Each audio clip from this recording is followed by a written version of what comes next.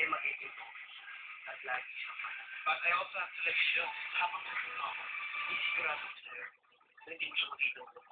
Sinabi na sino may mananato, may nakatalo. Sino ba siya? Basta nagmahal, manalo.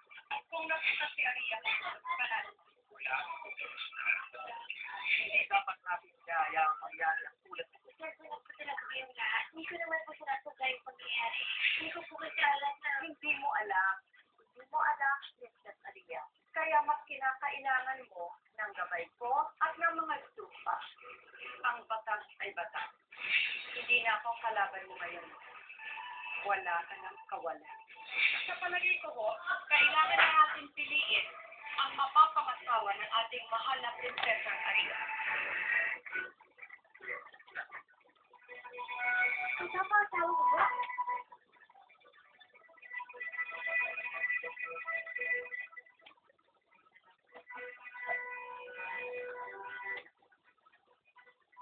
Ayon sa bata na sinulong ni Haring Senzo noong 1628, bubuo ang grupa ng isang komite na pipili ng mapapangasawa ng prinsesa ng Yandon. Papa, may batas po bang ganon? Ayon din sa bata, kailangan makasal ang prinsesa pagsapit ng kanyang ika-18 sa arawan. Pero 17 na po ako ngayon. Susunod na taon na po yun. Agad-agad po ba yung kailangan? At ayon pa sa bata, Sandali lang po. Parang masabi naman po ata mabilis yung lahat. Kakadating ko pa lang po dito. Hindi ko pwede mag-intay muna tayo. mahal na prinsesa, sinasabi mo ba sa amin na dapat palitan na namin ang bata?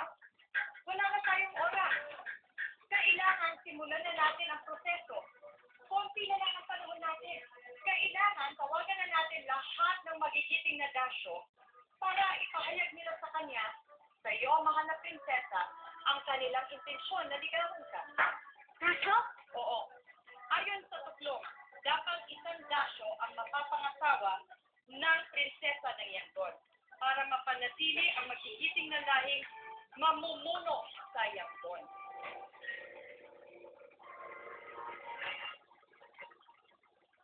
Joe! Joe! Bakit? Joe, pwede ba akong tulungan makapasok sa palasyo? Kasi medyo, alam mo naman, sikat yung mukha ko sa dyaryo eh. Gusto ko lang sana makausap si Mikay. Total, dasyo ka naman eh. Mas madali sa'yo makapasok sa mga gwardiya. Gino, kahit ako nagbabakas sakali lang makapasok. Eh, bakit din ako payagan? Pero alam mo, okay siguro kung sabay tayo makapagkita sa prinsesa. Basta, huwag ka lang maging Maging ano? ganyan. Huwag akong maging ako. Ganyan. Pasaway. Okay? Tara na.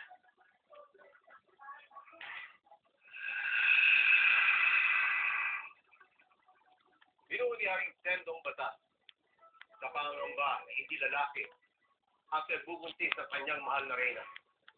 Ngayon lang tayo uli nagkaroon ng prinsesa na maaaring maging tagapagmana ng trono ng Karyan. Ngunit mahal na hari, napakaluma na ng batas na yan. Ngunit kayo rin ang nagsabi na ito'y batas pa rin. Maaari nating buksan ang pag-uusap tungkol sa batas na yan. Sutal hindi pa naman yan isasapasukat kahit kailan. Lagi may unang pagkakataon sa lahat ng bagay. Bakit hindi natin palitan o kaya ibaguhin ang batas? Pero ano masasabi sa atin nating mamamayan ngayon kung papalitan natin ang sinasabi niyong batas para sa kabutihan ng isang tao?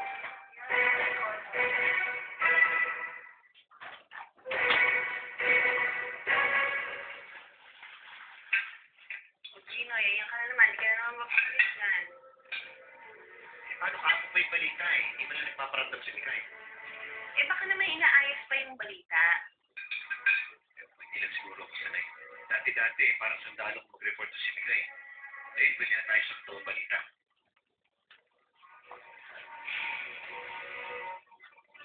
Hindi masamang matanggit na ng nakasaad sa tuklo. Paniniwala ng halos lahat mahal na hari ay ang batas ay hindi dapat baguhin o palitan para lamang sa kapakanan ng iisa. Ang kailangan nating lahat ay makabukas na pag-iisip. Tama si Noemi. Babago ang panahon at babago din dapat lahat ng batas. Sabihin na natin na nagbago na nga ang panahon. Pero ang batas ay batas. Kaya nga ginawa ang tuklong para gabayan tayo. Nandito na tayo sa panahon na kailangan natin ng gabay. Bakit natin papalitan ito? Sumasang-ayon ako sa mungkahi ni Bihati.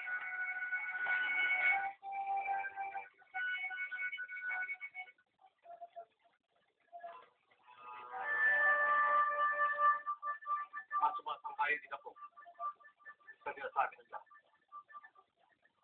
Hindi sarado ang ating pag-iisip sa pagbabago. Ito ang nagpapatibay ng ating kaharian. Haharapin ko ng patas ang lahat ng inyong mungkahi. Uunahin natin ang usapin na tungkol sa pag-abyenda ng tuklong. At yan ay pagpuputuhan ninyong lahat sa grupa.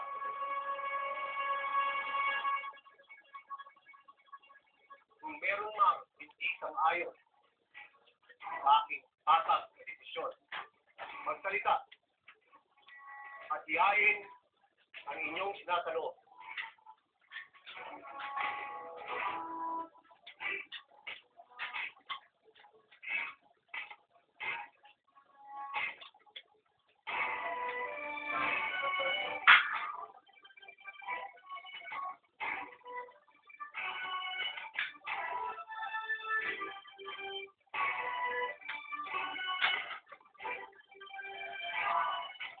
Kung gayon, tinatanggap nyo ang aking patas na desisyon.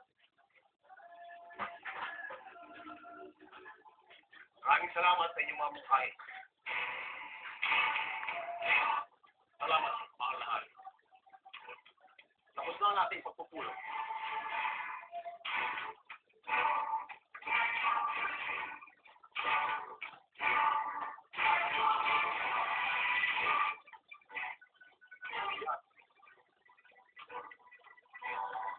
Maaari ba tayo?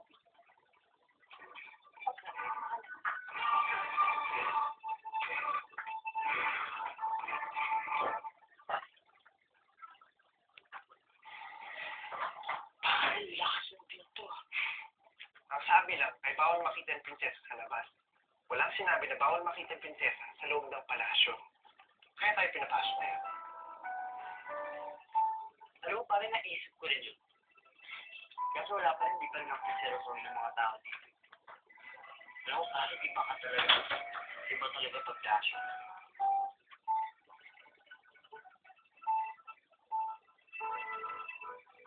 Ay!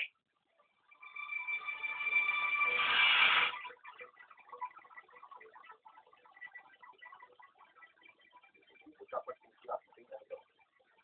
Napakalaki ito sa liga ng bigyaw dito sa kanya. Lahat ng hindi mo naiintindihan, hinahanap ka. Iya, kanyang lugar dito sa ito. Humihingi ho ako ng tawad, mahal na hari. Ang intensyon ko lang naman, mahal na hari, ay habang may oras pa, mas makakapili tayo ng mas maayos na mapapangasawa si Aria. Nilagay mo sa alanganin ang aking anak. Mas malalagay siya sa alanganin kapag nalaman natin, huli na. May maglalabas ng batas na yan, huli na. Lalo na ngayon, pagkatapos ng nangyari sa kanya, mas lalong dapat gawin ni Aria ang tama. Yati, hindi lang siya niya ang nilagay mo sa alanganin. Mahal na hari, kung inaakala po ninyo na ginagawa ko ito dahil gusto kong iparis ang anak kong si Zhao na isang dasyo, nagkakamali ho kayo. Ginagawa ko ito para sa Yangdon. Ginagawa ko to para sumibay ang kaharian. At kaya ako padalot at nagmamadali dahil nag-aalala ako sa mga bulong-bulungan na naririnig ko dito sa Yangdon. Na isa ka mang mabuting ama, Haring Anak. Tila nakakalimutan mo ang iyong responsibilidad bilang isang mabuting hari.